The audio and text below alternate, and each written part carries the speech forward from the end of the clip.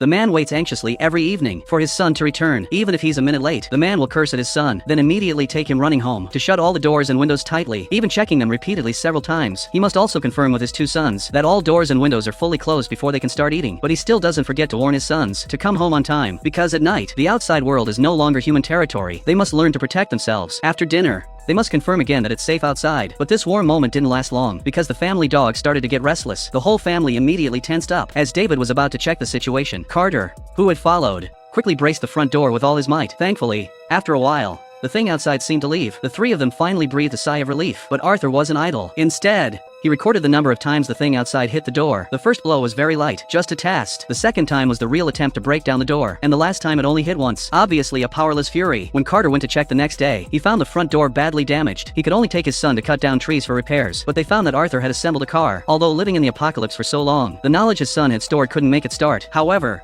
Carter only replaced a part and gave the car new life, so he took his sons to learn driving. They mastered how to drive in no time. Then Carter asked his two sons to go salvage supplies by the seaside, while he stayed behind to repair the house. But David was very reluctant, because he had somewhere he wanted to go, so he got out of the car midway, letting his younger brother go salvage supplies alone, to meet at the intersection before dark. Not long after, David arrived at a nearby farm. Having often come to help with work, he had become very familiar with the farm owner, but that wasn't his purpose. The two young people had mutual feelings, and quickly got into a lively conversation. David was also immersed in this tender moment and couldn't pull away, so he stayed much longer, but he didn't expect that in just this short time. He almost regretted it deeply. They hugged tightly when parting. David was reluctant to leave quickly, but the sky had already darkened. However, when he was rushing back to the meeting place in a hurry, he accidentally slipped. Coincidentally, the younger brother was also very anxious when returning, because the car couldn't start for a long time, but he didn't see his brother at the meeting place. Thinking he had already gone home early, he immediately rushed back. It wasn't until he saw his anxious father, only then did he realize that his elder brother hadn't come back. After Carter knew what had happened, he left Arthur to guard the house, and quickly took self-defense supplies, taking the dog out to look for his son. At this time,